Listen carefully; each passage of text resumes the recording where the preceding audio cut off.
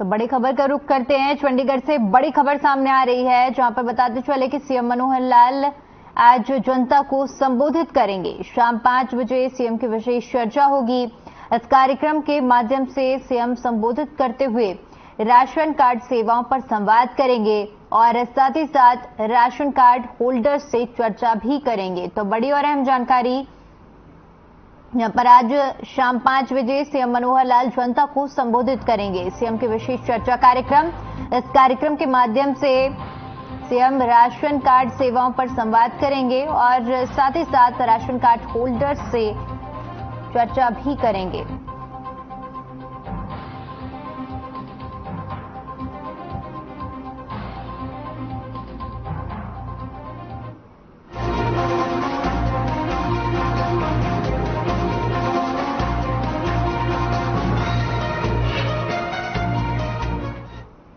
मुख्यमंत्री मनोहर लाल की अध्यक्षता में चंडीगढ़ में हुई राज्य मंत्रिमंडल की बैठक में निर्णय लिया गया कि हरियाणा विधानसभा का मॉनसून सत्र 25 अगस्त से शुरू होगा। बैठक में 25 जून 2027 को जारी शिक्षक स्थानांतरण नीति 2016 को निरस्त करते हुए शिक्षक स्थानांतरण नीति 2023 के मसौदे को मंजूरी प्रदान की गई। इस नई नीति का उद्देश्य छात्रों के शैक्षणिक हितों की रक्षा करने, कर्मचारियों में नौकरी की संतुष्टि को बढ़ाने और निष्पक्ष और पारदर्शी तरीके से शिक्षकों और स्कूलों के प्रमुखों का न्याय संगत मांग आधारित वितरण सुनिश्चित करना है।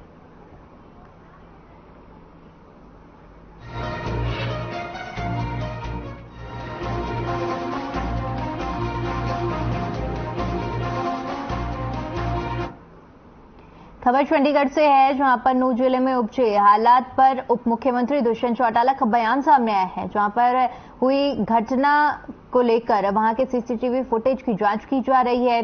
सभी लोगों की पहचान कर उनके खिलाफ कार्रवाई की जाएगी। इसके अलावा सोशल मीडिया पर भी जांच की जा रही है। घटना को लेकर सरकार के पास क्या इनपुट थे और क्या किया गया, ये जांच का विषय है। हरियाणा के इतिहास में ऐसा घटनाक्रम पहली बार हुआ है, क्योंकि सुप्रीम कोर्ट ने भी कदम उठाने के निर्देश दिए हैं। सरकार मामले की जांच करेगी और दोषियों पर एक्शन किया जाएगा।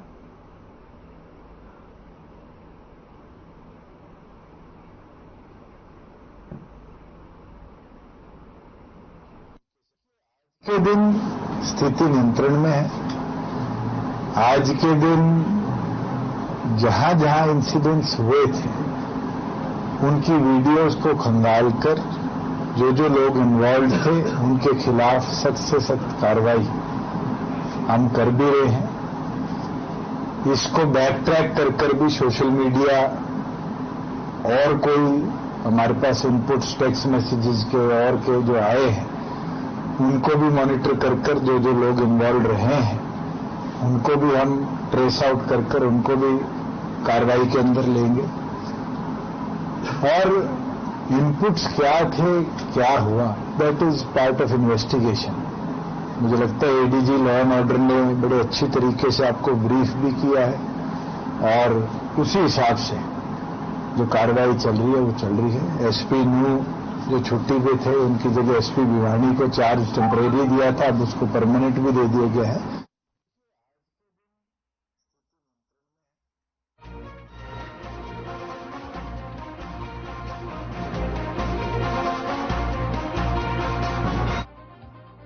चंडीगढ़ से बड़ी खबर सामने आ रही है, जहां पर सीईटी के मेंस एग्जाम की परीक्षा से ये जुड़ा हुआ मामला है। पंजाब और हरियाणा हाईकोर्ट के डीबी में सुनवाई शुरू हो चुकी है।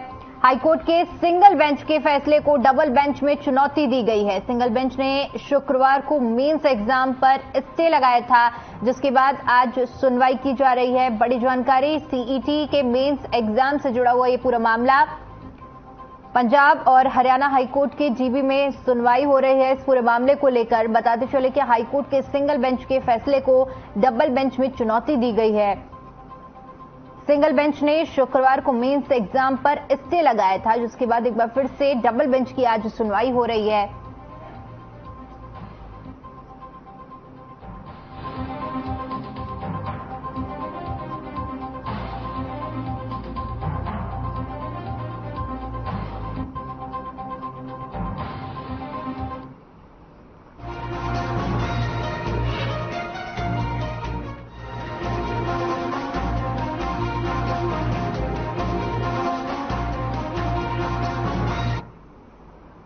हरियाणा सीईटी मेंस एग्जाम देने वाले अभ्यर्थियों को बड़ा झटका लगा है। पंजाब और हरियाणा हाईकोर्ट ने मेंस एग्जाम की 5 अगस्त सुबह के सत्र में होने वाली परीक्षा को स्थगित कर दिया है।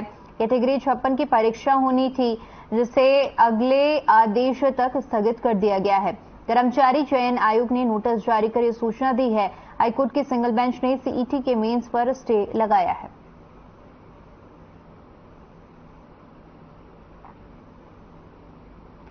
तो हरियाणा सीईटी मेंस एग्जाम देने वाले अभ्यर्थियों को बड़ा झटका लगा है, जिसके तहत 5 अगस्त तक ये जो परीक्षा होनी थी इस पर स्टे लगा दिया गया है और साथ ही साथ अगले आदेश तक के लिए परीक्षा को स्थगित कर दिया गया है।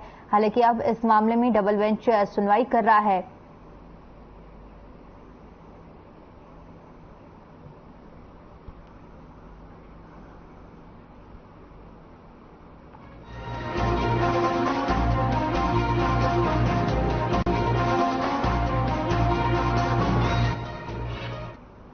नूह में हुई हिंसा के बाद फरीदाबाद, पलवल, गुरुग्राम और रेवाड़ी में भी हिंसा देखने को मिली। कई जगह तोड़फोड़ जैसी घटनाएं सामने आई हैं, जिसके बाद ही पुलिस प्रशासन पूरे अलर्ट मोड पर है।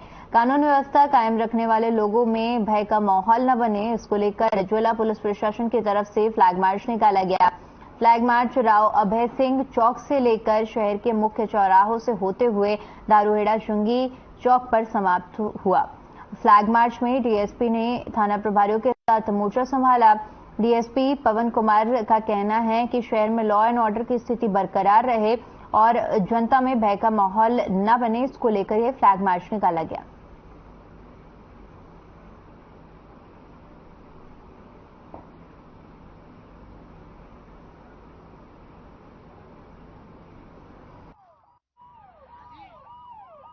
फ्लैग मार्च के बारे में यह है कि शहर में कानून व्यवस्था को बनाए रखने के लिए पब्लिक में किसी प्रकार का भय उत्पन्न न हो, इसलिए पुलिस अधीक्षक महोदय के दिशा निर्देश पर फ्लैग मार्च अभय सिंह चौक से शुरू किया गया है, जो मॉडल टाउन होते हुए बीएमजी मॉल होते हुए बस स्टैंड के सामने से नाईवाड़ी चौक, पुलिस स्टेशन रामपुरा चौक से होते हुए और पूरे शहर में ये फ्लैग मार्च जो है निकाला जाएगा, जिसका करीब आधा हिस्सा हम कवर कर चुके हैं।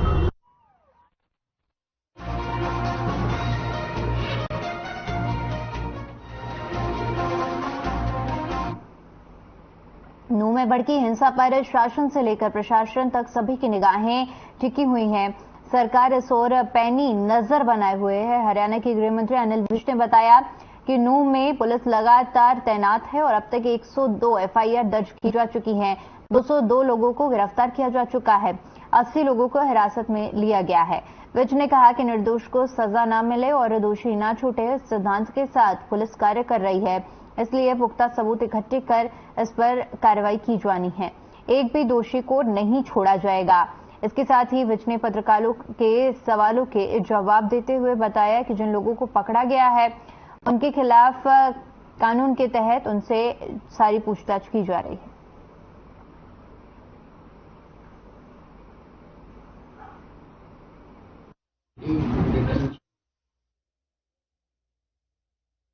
में हमारी पुलिस लगातार काम कर रही है और अब तक 102 एफआईआर दर्ज हो चुकी है। 202 लोगों को गिरफ्तार किया गया है। 80 लोग प्रिवेंटिव डिटेंशन में हैं और हम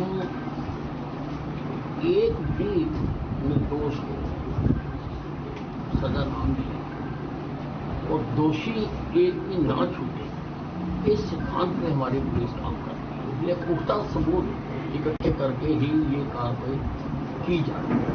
तो नूह में हमारी पुलिस लगातार काम करती है।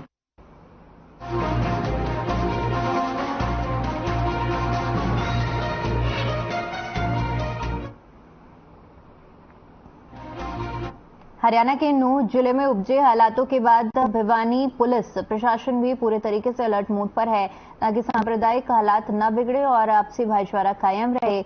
इसी कड़ी में जुम्मे के दिन मदरसों, ईदगाह, मज़ारों पर पुलिस फोर्स तैनात की गई।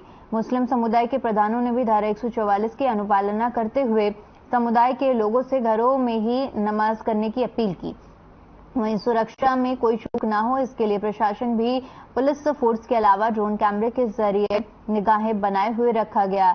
इस बारे में जानकारी देते हुए थाना प्रभारी ने बताया कि नूह मामले को लेकर सांप्रदायिक सद्भावना बनाए रखने के लिए पुलिस सुरक्षा की गई है।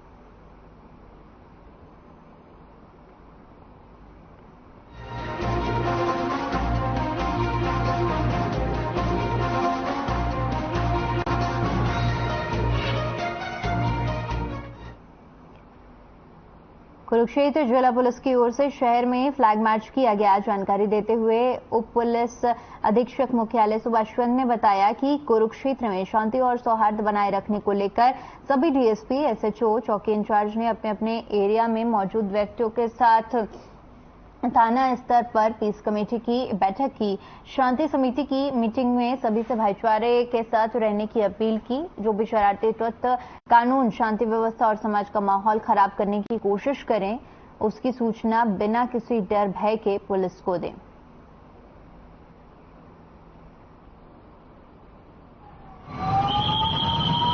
कुरुक्षेत्र वासियों को विनती करते हैं, प्रार्थना करते हैं कि जो मेवात में दुखद घटना हुई थी उस संबंध में शांति बनाए रखें। इस संबंध में हम एसपी साहब, डीसी साहब के आदेशानुसार आज हमने शहर में फ्लैग मार्च किया है और आगे भी करते रहेंगे। आपसे अपील करेंगे कि भाईचारा बनाए रखें, शांति बनाए रखें।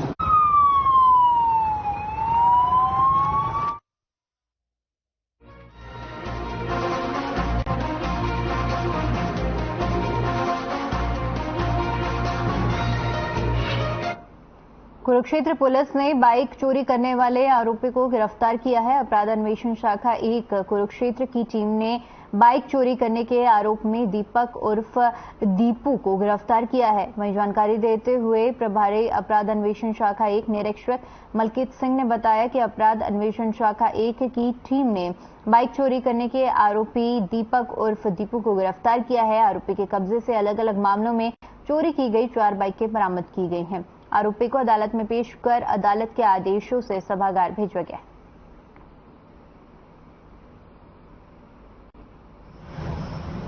हमने, हमारी टीम ने चोर को गिरफ्तार किया है, मोटरसाइकिल चोर को, जिसका नाम दीपक उर्फ दीपू है, जो कि शाहबाद का ही रहने वाला है, नशा करने का आदी है और पहले भी चोरी वगैरह करता है।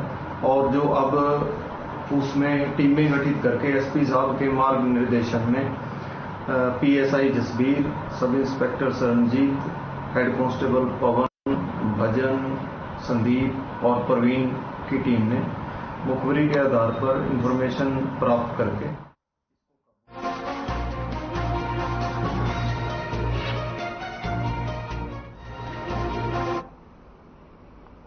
कुरुक्षेत्र पुलिस ने ट्रांसफार्मर चोरी मामले में 3 आरोपियों को गिरफ्तार किया है। जानकारी देते हुए प्रभारी अपराध अन्वेषण शाखा 1 निरीक्षक मलकीत सिंह ने बताया कि कार्यालय एसडीओ अमीन बिजली विभाग से एक शिकायत मिली थी। शिकायत में बताया गया कि खेतों में 20 केवी के 2 ट्रांसफार्मर का सामान चोरी हो गया है।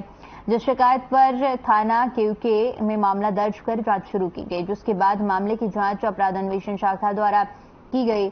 आरोपियों को माननीय अदालत में पेश किया गया और अदालत में फिर 2 दिनों की पुलिस रिमांड दी गई है।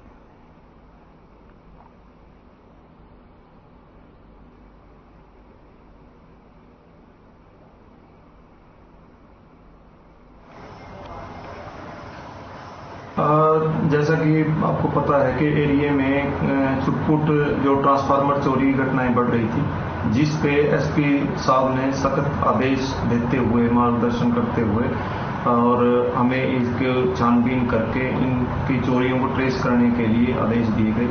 और जिस उस पर हमने टीम का गठन किया, जिसमें प्रोबेशनर सब इंस्पेक्टर जसबीर और sub inspector Sharanjit, head constable Pawan, Sandeep, Praveen और भजन की टीम थी, जो इन्होंने मुखबिरी के आधार पर 3 चोरों को काबू किया।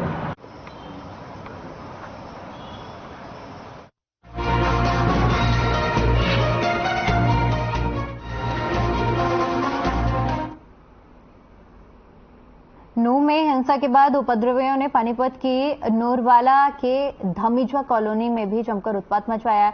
इन उपद्रवियों ने दुकान और कारों पर पत्थर बरसाए, जिसके बाद पानीपत पुलिस की तरफ से सुरक्षा बढ़ाई गई और माहौल को देखते हुए मधुबन से फिर फोर्स बुलाई गई। फिलहाल स्थिति सामान्य बताई जा रही है।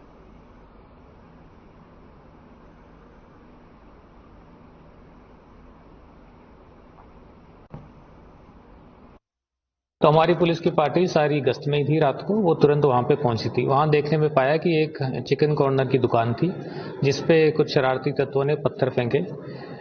उसके उपरांत वहां पे पार्किंग में कुछ गाड़ियां खड़ी थी सड़क पे। वो किसी एक विशेष समुदाय से नहीं, किसी भी समुदाय से नहीं, ये मिक्स्ड पॉपुलेशन का एरिया था, वहां पे खड़ी थी। तो उन पे भी पत्थर लगे हैं, तो उनके जो विंडशील्ड है उसमें थोड़ी सी दरारें आई हैं। तो ये घटना हमारे पास रात को सामने आई थी। पुलिस की पार्टियां वहां पे पहुंच गई थी। डीएसपी ट्रैफिक के नेतृत्व में, सुरेश सैनी के नेतृत्व में वहां पे पहुंची थी और स्थिति को काबू पाया गया था।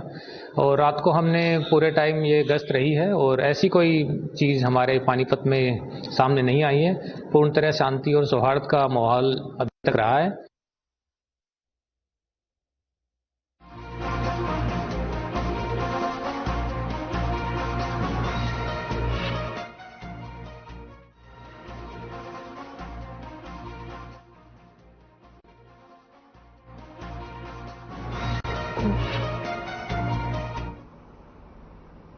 खबर नूह से है, जहां पर उपायुक्त प्रशांत पवार ने पत्रकारों से बातचीत के दौरान कहा कि लगभग 4 दिन हो चुके हैं शोभा यात्रा हिंसा घटना के उपरांत किसी प्रकार की कोई घटना नहीं हुई है। इसी कड़ी में जो फैसले लिए गए थे वो इंटरनेट की सुविधा है, जिसकी समीक्षा की जा रही है। हिंसा के दौरान लूटपाट आगजनी की घटनाएं हुई, उसके लिए क्षतिपूर्ति पोर्टल सरकार ने शुरू किया है। बीती रात को नरेंद्र सिंह बिचरानिया को कानून व्यवस्था के संबंधित एसपी की जिम्मेदारी सौंपी गई है।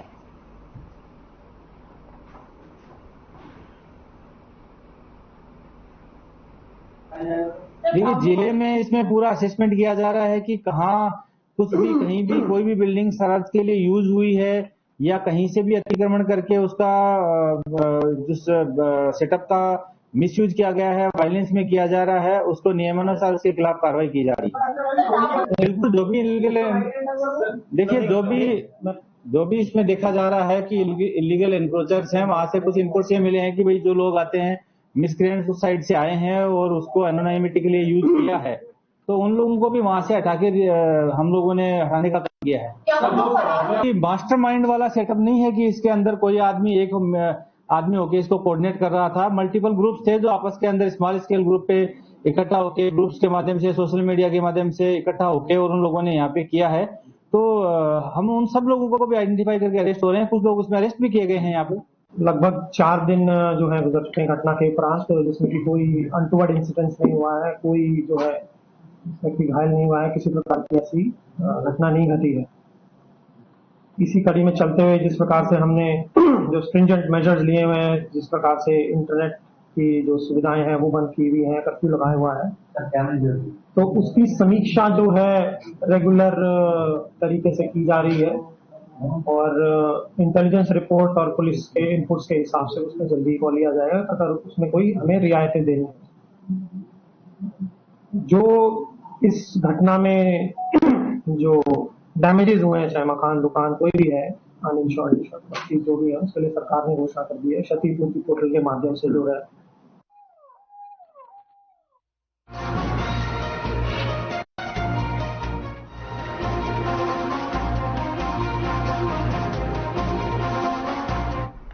नारनौल क्षेत्र की कई सामाजिक संस्थाओं और बजरंग दल और राष्ट्रीय स्वयंसेवक संघ ने नारनौल के मेन बाजार से लेकर उपमंडल कार्यालय तक नूह घटना को लेकर रोष प्रदर्शन किया। प्रदर्शन की अगुवाई बजरंग दल के ब्लॉक प्रधान अरविंद ठाकुर और राष्ट्रीय स्वयंसेवक संघ के जिला कार्यवाह डॉक्टर विजेंद्र जांगड़ ने की। डॉक्टर विजेंद्र जांगड़ और बजरंग दल के ब्लॉक प्रधान अरविंद ठाकुर ने कहा कि आज हमने नारनौल के आसन चौक से रोष प्रदर्शन करते हुए उपमंडल कार्यालय तक पहुंचे और नूह घटना को लेकर एक ज्ञापन सौंपा है। उन्होंने कहा कि नूह में ब्रजमंडल यात्रा में जो हमला किया गया है, हम उसकी घोर निंदा करते हैं और वहां पर उपद्रवियों द्वारा तोड़फोड़ और जानलेवा हमले किए गए, उसकी भी घोर निंदा की जाती है।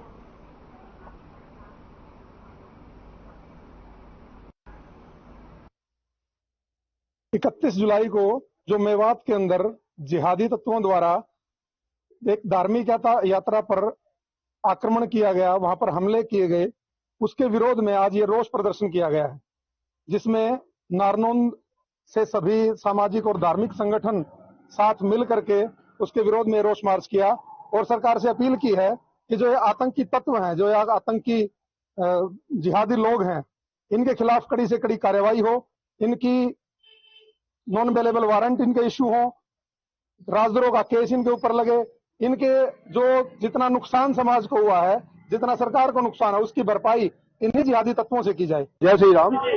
हम यहाँ पे एकत्रित हुए हैं, जो हमारे मेवात यात्रा जो बड़ी यात्रा थी, उनके हिसाब से पथराव वगैरह किए गए हैं मुस्लिम कट्टरपंथियों द्वारा। तो एक धार्मिक यात्राओं को इस तरह का व्यवधान करना और ये हमारा हिंदू समाज कभी स्वीकार नहीं करेगा और इसी के खिलाफ में हम ज्ञापन हमने दे रहे हैं अपने आपको, और अपने जैसा भी है सभी हिंदू समाज मिलके इसका विरोध करेगा और बजरंग दल नारनौंद इसका विरोध करता है कि ऐसा कभी भविष्य में ऐसी कभी हिंसा ना हो और इस वक्त सख्त से सख्त इस पे विरोध इसका हो।